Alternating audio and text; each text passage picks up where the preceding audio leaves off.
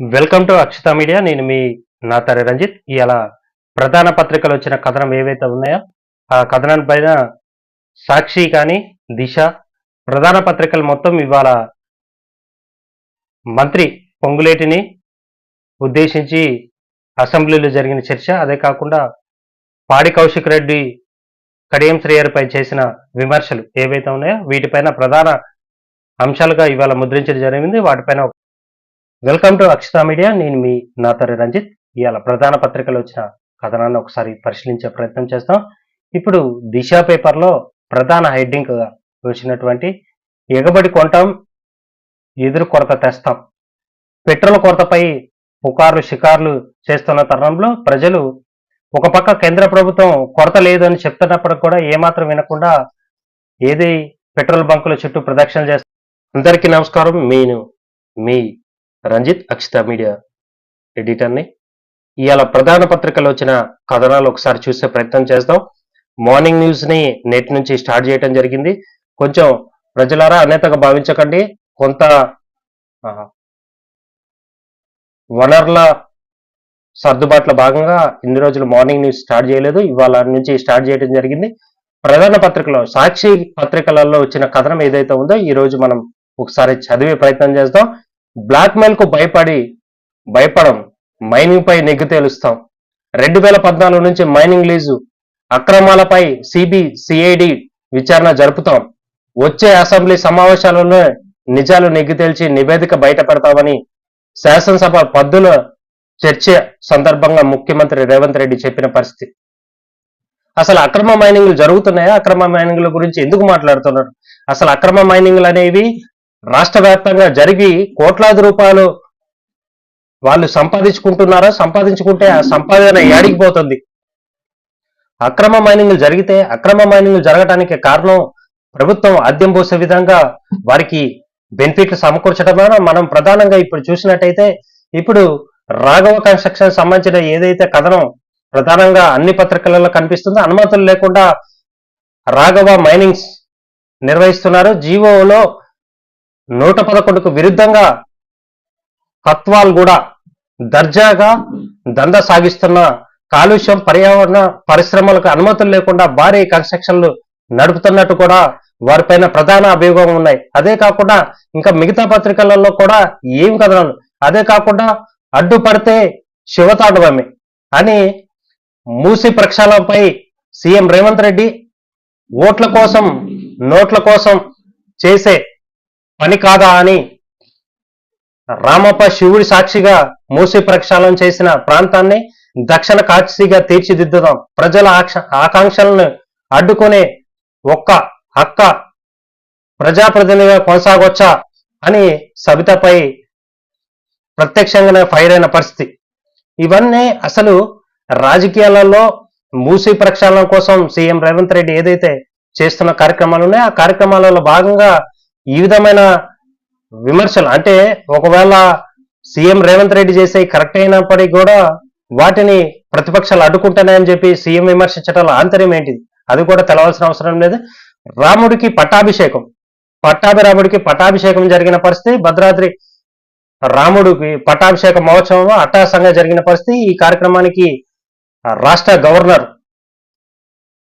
నూతనంగా ఎన్నికైన గవర్నర్ పాల్గొనటం, అదే కాకుండా ఆ ప్రాంతంలో ఏర్పాటు చేసినటువంటి ఏదైతే భద్రాద్రి మాటను కూడా గవర్నరు ఓపెన్ చేసిన పరిస్థితి. దేవుడి పేరుతో మోసం కేటీఆర్, శివతాండం చేస్తా అనటం అహంకారం కాదా? మూసి పునర్జీవం 1.5 కోట్ల అవినీతి, అంచనాలు పెంచి దోపిడీ మార్గం సగమనం చేసుకుంటున్నారా?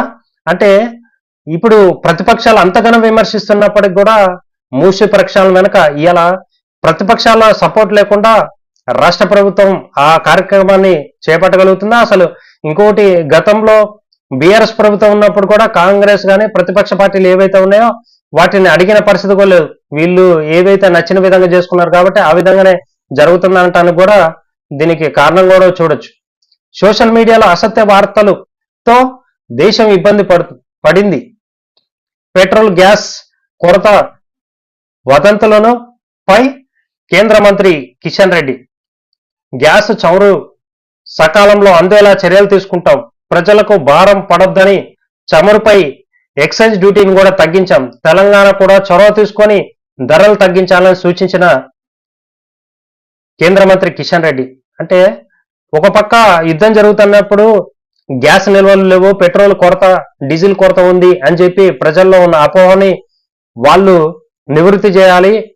ఎలాంటి కొరత లేదు కాబట్టి ప్రజలకి అన్ని విధాలుగా వనరులు అందించడానికి మేము సిద్ధంగా ఉన్నామని తెలియజేయడం కోసం ఇవాళ వీళ్ళు చివరికి కేంద్ర ప్రభుత్వం మీడియాను కూడా ఉపయోగించుకోవాల్సిన పరిస్థితి వస్తుంది. పైకి తిరిగి ఆ మీడియాను ఉపయోగించుకున్న తరుణంలో సోషల్ మీడియాపై అసత్య ప్రచారాలు, వాళ్ళ మీద సోషల్ మీడియాపై బురద జల్లాలని చూసే వ్యవహారం కూడా కేంద్ర ప్రభుత్వం చేస్తుంది. ఇవన్నీ పరిణామాలలో అసలు ఏం జరుగుతుందో చూడాల్సిన అవసరం.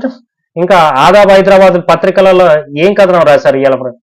రాఘవ రగడ సర్కార్ మెట్రో, ప్రభుత్వ ఆధీనంలో హైదరాబాద్ మెట్రో, అసెంబ్లీలో ఏకగ్రీవ తీర్మానాన్ని ఆమోదం, మెట్రో విస్తరణకు మార్గం సుగమనం, తీర్మానం ప్రవేశపెట్టి సీఎం రేవంత్ రెడ్డి. అంటే హైదరాబాదు మెట్రో ఏదైతే ఉందో మొన్నటి వరకు వేరే ఎలాంటి సంస్థ ఆధీనంలో ఉంటే దాన్ని ప్రభుత్వం ఇవాళ తీసుకుంటుందని చెప్పి వారు అసెంబ్లీ సాక్షిగా చెప్పడం జరిగింది. అదే కాకుండా అక్రమ ఇసుక తవ్వకాలపై సిబిసిఐడి విచారణ జరుపుతామని కూడా సీఎం రేవంత్ రెడ్డి అసెంబ్లీ సాక్షిగా చెప్పడం.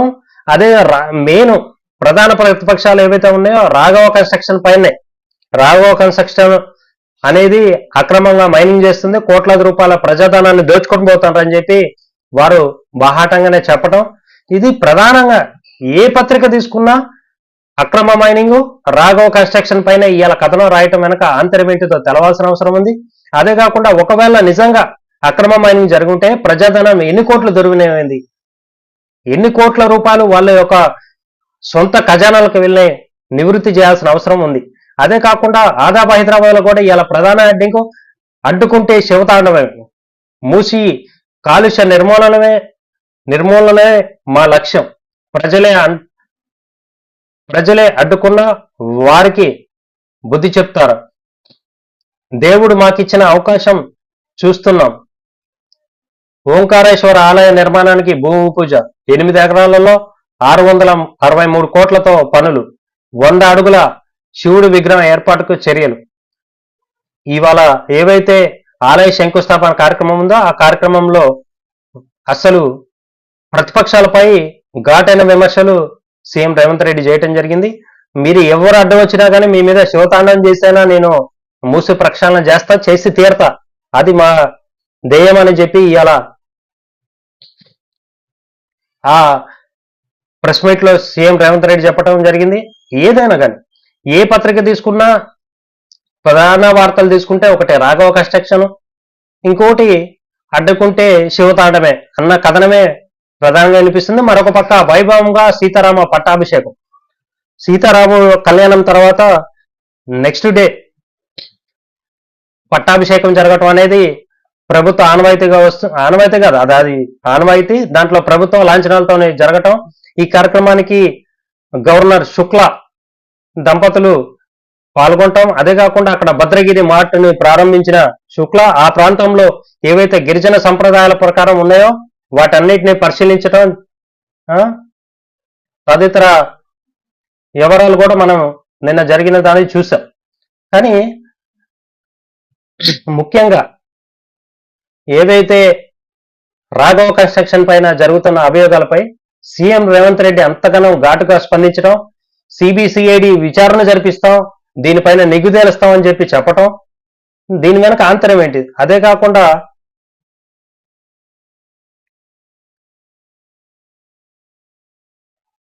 ఇథనాల్ వాడటం, తద్వారా రైతుల ఆదాయం రెట్టింపు అవకాశం, సంక్షోభం సమయంలో కూడా అభివృద్ధి దిశగా నోయిడా జవహర్లో అతిపెద్ద విమానాశ్రయం ప్రారంభించిన ప్రధాని నరేంద్ర మోడీ అనే వార్త కూడా ఆదాబ్ హైదరాబాద్ ఇవాళ ప్రచురణ చేయటం జరిగింది. అదే కాకుండా కాళేశ్వరం అవినీతిది కేసీఆర్దే, అవినీతిని పట్టుకోవడంలో రేవంత్ రెడ్డి విఫలం, కవితకు ప్రజాదరణ ఉంటే ఆదరిస్తున్నారా, మీడియాతో కేంద్ర మంత్రి బండి సంజయ్, కేసీఆర్ పై మరొకసారి కేంద్ర మంత్రి బండి సంజయ్ విరుచుకుపడ్డ పరిస్థితి. కాళేశ్వరం అవినీతి అనేది సీఎం కేసీఆర్దే అని చెప్పి ఘాటైన విమర్శలు చేయడం జరిగింది. అదే కాకుండా ఆర్బిఎల్ కుంభకోణంలో 139 కోట్ల లావాదేవీలు జరిగినాయి. 13 మందిని అరెస్ట్ చేసిన పోలీసులు సైబర్ నేరగాళ్లతో చేతులు కలిపిన బ్యాంకు సిబ్బంది అని చెప్పి మరొక కథనం కూడా మనం చూడాలి. అదే కాకుండా అసెంబ్లీ సాక్షిగా మంత్రులపై హరీష్ రావు ఫైర్ అయిన పరిస్థితి. మంత్రులకు ప్రత్యేక చట్టం ఉందా? రావగోగ కన్స్ట్రక్షన్ పై అసెంబ్లీలో చర్చ. పొంగులేటిని తక్షణమే రాజీనామా చేయాలి, సిట్టింగ్ జడ్జితో విచారణ జరపాలి, మూసీలో కలుస్తున్న కలుషిత నీరు అని ఇలా కథనం రావడం జరిగింది. అసెంబ్లీ సాక్షిగా మాజీ మంత్రి హరీష్ రావు ప్రశ్నలు రేవతనం జరిగింది. దాంట్లో ప్రధానంగా వారు రైజ్ చేసిన విషయాలు ఏవైతే రాఘవ కన్స్ట్రక్షన్ పైనే వారి ప్రధాన చర్చ ఉంది. అదే కాకుండా రాజధానికి రాజముద్ర అనే మరొక కథనం, ఆంధ్రాకు సంబంధించిన కథనం. ఇంకా అమరావతి ప్రజా రాజధాని విభజన సమయంలో బస్సులో నుంచి ప్రయాణం, 9 నెలల కాలంలో సచివాలయం, అసెంబ్లీ నిర్మాణం, భూములు ఇచ్చిన రైతులకి శిరస్సు వంచి నమస్కారం, అసెంబ్లీలో సీఎం చంద్రబాబు నాయుడు ఉద్వేగ ప్రసంగం, రాజధాని కోసం ఏకగ్రీవ తీర్మాన ఆమోదం తదితర కథనాన్ని ఇవాళ ఆదాబ్ హైదరాబాద్ ప్రచురించడం జరిగింది. అదే కాకుండా దిశలో ఏం రాశారు, దిశ పత్రికను కూడా ఒకసారి చూసే ప్రయత్నం చేద్దాం. ఇంకా అక్రమ మైనింగ్లపై సిబిసిఐడి విచారణ జరగాలి. ఇందులో కూడా రాఘవ కన్స్ట్రక్షన్ కి పొంగులేటికి ఏం సంబంధం? మంత్రిని భయపెట్టి భూములు రాయించుకునే కుట్ర, బ్లాక్ మెయిల్ కు భయపడేది లేదు సీఎం రేవంత్ రెడ్డి. అంటే దీంట్లో కూడా మనం ఇప్పుడు చూసినట్టయితే రాఘవ కన్స్ట్రక్షన్ పైనే ప్రధానంగా వార్త ముద్రించడం జరిగింది.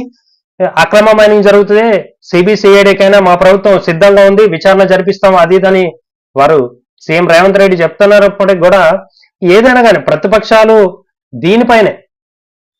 దీనిపైనే ఫోకస్ చేయటం వెనక ఆంతర్యం ఏంటిది? అదే కాకుండా ఇంకా ఈ పత్రికలలో బస్తార్లో బలగాలు, ఇంకా జార్ఖండ్ కు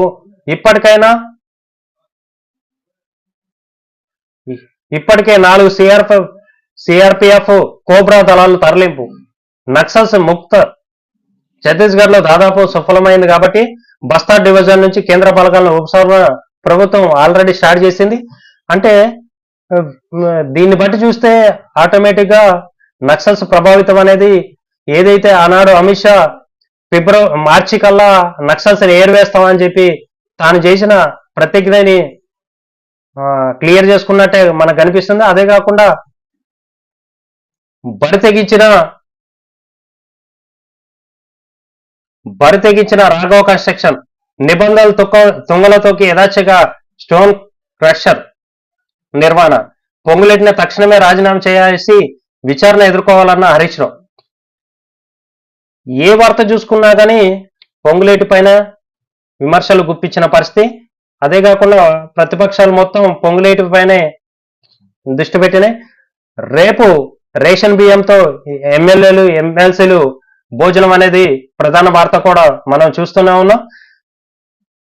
తొలి ముద్ర స్కీమ్ ప్రారంభించిన సీఎం రేవంత్ రెడ్డి మత్తు దూరంగా ఉండాలని క్రీడాకారులను ప్రోత్సహిస్తాం, మూసిని అడ్డుకుంటే శివతాండవమే అనే ఈ కథనం కూడా ఇందులో మనం చూస్తూనే ఉన్నాం.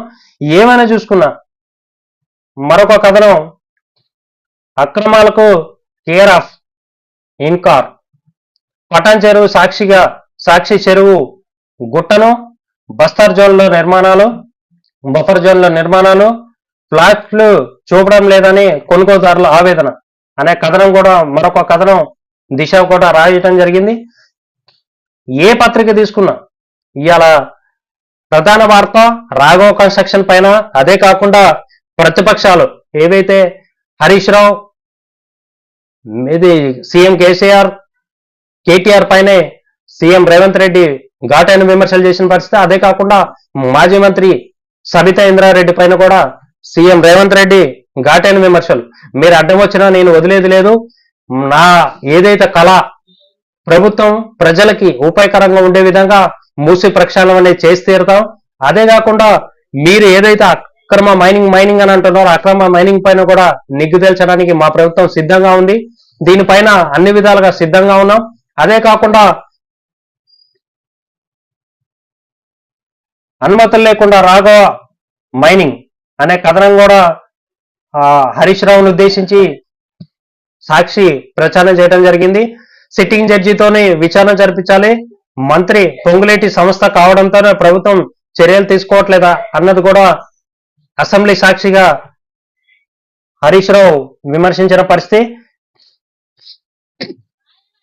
ఏమైనా కానీ రాష్ట్ర ప్రభుత్వం దీనిపైన విమర్శలకి తావు లేకుండా నిష్పక్షపాతంగా చర్యలు తీసుకోవాల్సిన అవసరం ఉందని చెప్పి ప్రజలు ప్రభుత్వాన్ని విజ్ఞప్తి చేస్తున్న పరిస్థితి. అదే కాకుండా ఇంకొక కథనం, విశాఖ ఢిల్లీ ఇండిగో ప్రమాదానికి తృతిలో ప్రమాదం తప్పిన పరిస్థితి. విశాఖ నుంచి ఢిల్లీ బయలుదేరుతున్న విమానాన్ని శనివారం పెను ప్రమాదం తప్పిన పరిస్థితి. మరి కాసేపట్లో ఢిల్లీలో దిగాల్సిన విమానంలో ఒక ఇంజన్లో సమస్య తలెత్తడంతో అత్యవసర ల్యాండింగ్ తీసుకొని 161 మంది ప్రయాణికులను సురక్షితంగా కాపాడిన పైలట్ అని చెప్పుకోవచ్చు. సినీ పైరవీసులపై కేంద్రం కఠిన చర్యలు తీసుకోవాలి.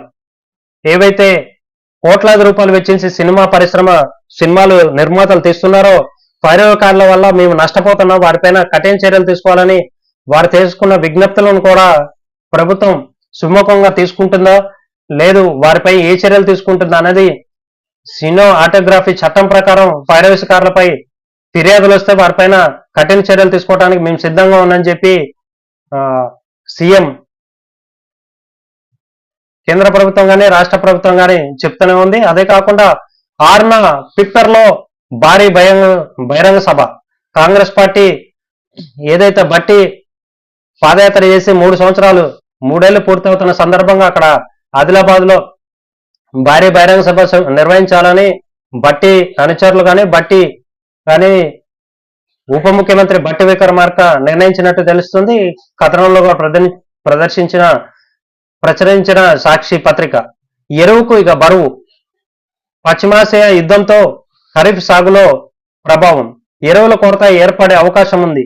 యుద్ధంతో 48% పెరిగిన యూరియా ధర దొరికితే ఒకవేళ ధర కనుక పెరిగిందంటే రైతు యొక్క నడ్డి విరచడం తప్ప ఏం లేదు. ప్రభుత్వం దీనిపైన కూడా మరొకసారి పునరాలోచించాల్సిన అవసరం ఉంది. ఈ విధంగా గనక వారిని రైతులకి ఏవైతే మద్దతు ధర లేక వారు అనేక ఇబ్బందులు గురవుతున్నారు కాబట్టి దీనిపైన కూడా ప్రభుత్వం ఒకసారి పునరాలోచించాల్సిన అవసరం లేదు. ఫ్లైడ్ గ్యాస్ దీనిపైన ఫోకస్, ఇంధన సంక్షేమం నేపథ్యంలో కేంద్రం చర్యలు, వీలైనంత వరకు ఎల్పిజిని వాడకాన్ని తగ్గించడమే లక్ష్యం, అదనము వ్యయం, సబ్సిడీ భారాన్ని చెక్, కస్టమర్లను ప్రోత్సహించేందుకు రెంటల్ స్కీమ్, ఈఎంఐ వెసులుబాటు కూడా కల్పించాలని చెప్పి ప్రభుత్వం చూస్తుంది. దీనిపైన కూడా సాక్షి ఇవాళ కథనం ప్రచారం చేయడం జరిగింది. ఏమైనా కానీ కేటీఆర్ కానీ హరీష్ రావు కానీ ప్రధానంగా వాళ్ళు విమర్శన చేసింది రాఘవ కన్స్ట్రక్షన్ పైన కాబట్టి దీనిపైన ప్రభుత్వం ఏ చర్యలు తీసుకుంటుంది, అసలు అక్రమ మైనింగ్ జరుగుంటే ఎంతవరకు జరిగింది, దాన్ని నిగ్గుదేల్చాల్సిన అవసరం ఉంది. కానీ సీఎం రేవంత్ రెడ్డి బాహాటంగానే సిబిసిఐడి విచారణకైనా మా ప్రభుత్వం సిద్ధంగా ఉందని చెప్పడం వెనక వారి ప్రభుత్వం ఎలాంటిని కూడా ఉపేక్షించే పరిస్థితి లేదు. వారిని అవతల ఎంతటి వారినైనా వదిలిపెట్టడానికి మేము సిద్ధంగా ఉన్నామని తెలియజేయడం జరిగింది. ఈ రోజు ప్రధాన పత్రికలో వచ్చిన కథనాన్ని మనం చదివి ప్రజలకి చేరవేసే విధంగా మరిన్ని కార్యక్రమాలు నిర్వహించడానికి అక్షితా మీడియా యాజమాన్యం తరఫున మేము సిద్ధంగా ఉన్నాం. కొంత ఆర్థిక వనరులు సమకూర్చడంలో కానీ అవసరమైన స్టూడియోకి సంబంధించిన అవసరమైన ఎక్విప్మెంట్ లేకపోవడం వల్ల కొంత ఇవాళ నా విజువల్ మీకు కనిపించట్లేదు. ఓన్లీ సిస్టమ్ ద్వారా ఈ ప్రధాన పత్రికలో వచ్చిన కథనాలని మీకు చూపిస్తూ వార్తలు చదవడం జరిగింది. మీరు ప్రతి ఒక్కరు ఆర్థికంగా కానీ మానసికంగా కానీ మాకు తోడ్పాటును అందించినట్లయితే మరిన్ని ఇలాంటి ప్రజాహిత కార్యక్రమాలని మీ ముందుకు తీసుకొచ్చి ప్రజల పక్షాన నిలబడి ప్రజల గొంతుకగా నిలబడటానికి అక్షితా మీడియా యాజమాన్యం తరపున సిద్ధంగా ఉన్నామని మరొకసారి తెలియజేస్తూ మీ నాతరి రంజిత్, అక్షితా మీడియా ఎడిటర్. ధన్యవాదాలు. ఈ కార్యక్రమాన్ని మీరు వీక్షిస్తున్నందుకు. ఇలాంటి మరెన్నో కార్యక్రమాలని మేము చేపట్టడానికి మీరు మాకు ఆర్థికంగా మానసికంగా తోడ్పాటును అందించాలని తెలియజేస్తూ నమస్తే.